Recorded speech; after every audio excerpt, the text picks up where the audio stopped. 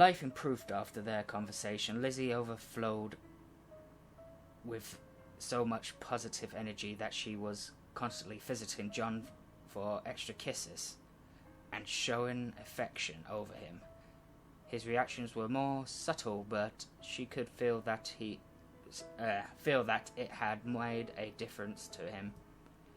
Though Lizzie wrote in her notebook occasionally, "She lied to me," she didn't take it with her anymore, and didn't feel too much need for it. In fact, when Aaron, leaving out of this, invited them to a party with his friends, Lizzie felt so free of stress that she didn't mind them going. John had gone home for... read, douchebag. John had gone home a while ago after making a few social rounds. She thought he was actually glad to leave, since parties like this weren't his sort of thing, even if they had lots of people he liked under other circumstances. Part of her had wanted to go home with him as soon as he had left, but he'd noticed she was busy with another conversation and said she could catch up later. At the moment, she was talking to the girl named Rose. She was always hanging out with Aaron, and they acted as if they might be dating, though Lizzie also had a strong intuition that wasn't quite the case. It didn't matter to her, so she didn't pursue it. What mattered was that Rose showed no interest in John, and she didn't like how judgmental their psychology class was either. No alcohol at all, huh? Not judging, I was just wondering if it was a personal commitment or something. Lizzie was drinking water from her cup. Though she hadn't thought about it, she knew the exact reason becoming intoxicated reduced her ability to enjoy John's presence and slightly decreases her combat potential. Thus, was to be avoided at all costs. Calm down there, Lizzie. It's just not to my taste. That's cool, honestly. Some drinks taste so shitty, I wonder if people really like it. Or if society just convinces everyone they need to like it because it refines or whatever. I hadn't thought about that before. Society convinces us of all kind of things, like who decides weddings should be these obscenely elaborate performance, and wearing white is just a vestige of absurd older customs. I was hoping to wear white for our wedding. Normally Lizzie would have followed the tone of a relax, chill. Lizzie would have followed the tone of the conversation and not offered any contradictions, since that would just led to annoyance. One reason Rose was acceptable was that she didn't get offended when people disagreed with her, which meant Lizzie didn't have to waste energy on such things. It's 100% fine if that's what you want. I just think some people only stumble into it because that's what society expects.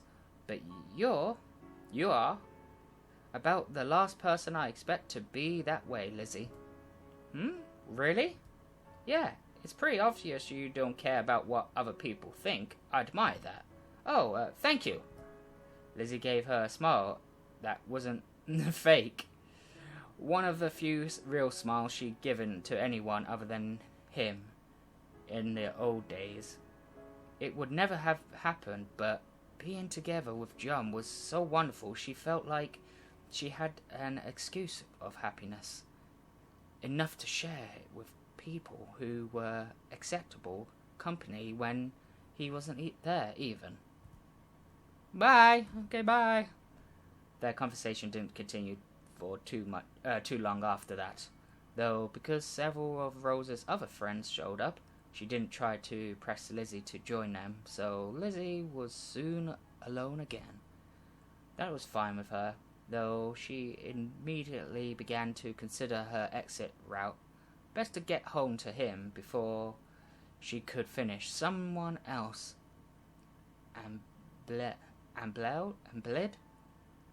ambled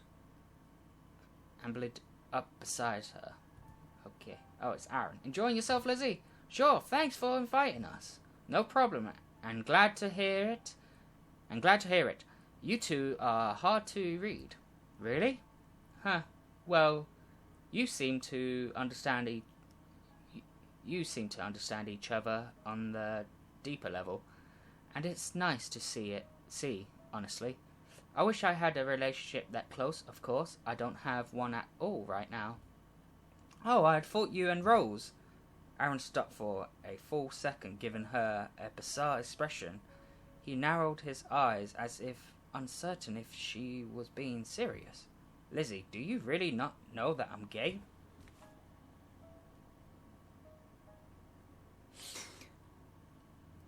Ah! Lizzie, calm down.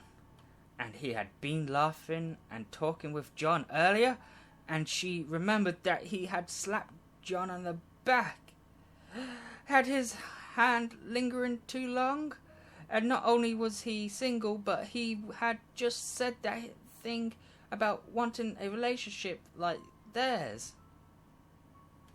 Oh, I don't want to see. No, I hadn't noticed. Huh, you have that look in your eye. Damn, Lizzie, if you were anyone else, I'd almost be offended. Oh, I'm just upset I didn't notice. I hope you'll find a man you love, and you two to get married. Huh?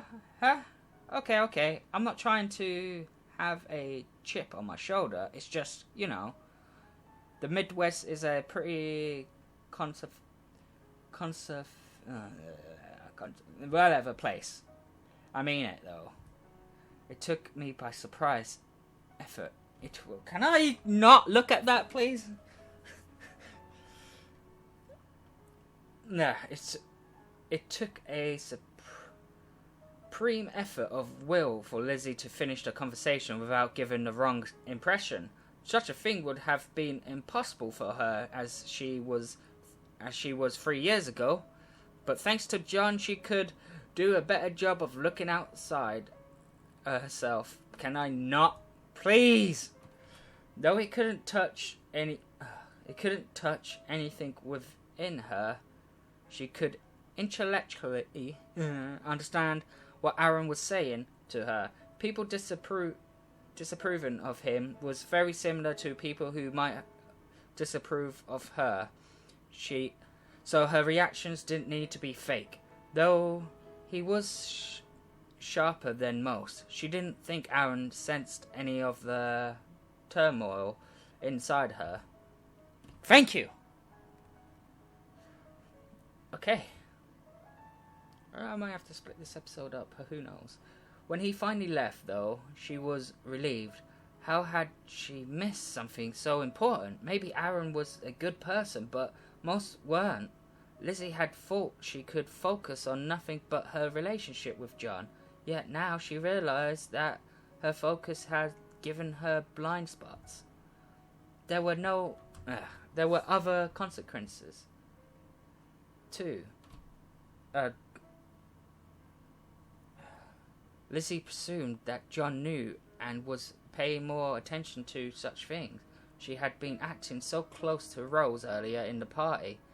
Had some part of him seen it and worried she might be interested in anyone other than him? She didn't fear that John would feel jealous. That wasn't his nature. But he might find some way to doubt himself, self-worth. Maybe wondering if he wasn't enough for her or something else equally absurd. At his best, he would understand it was false, but if he was depressed. Lizzie realized that instead of thinking taking a drink, she was chewing on a rim of her cup hard enough that she tasted plastic, burning her finger since she was in public, but still a sign that she needed to pull back and reconsider. Slipping out as soon as she could, Lizzie headed back home, trying to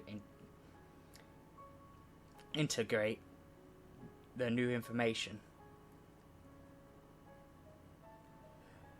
She had thought that the social understanding she had developed over the years growing up would be more than enough for her to navigate any social interactions, but plainly she was too narrowly focused on herself and John.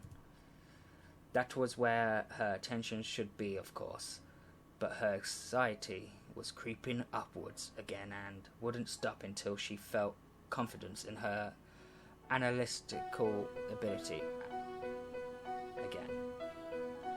That night, Lizzie decided not to write anything in her notebook. Instead, she just nestled up against John and held him, which he gladly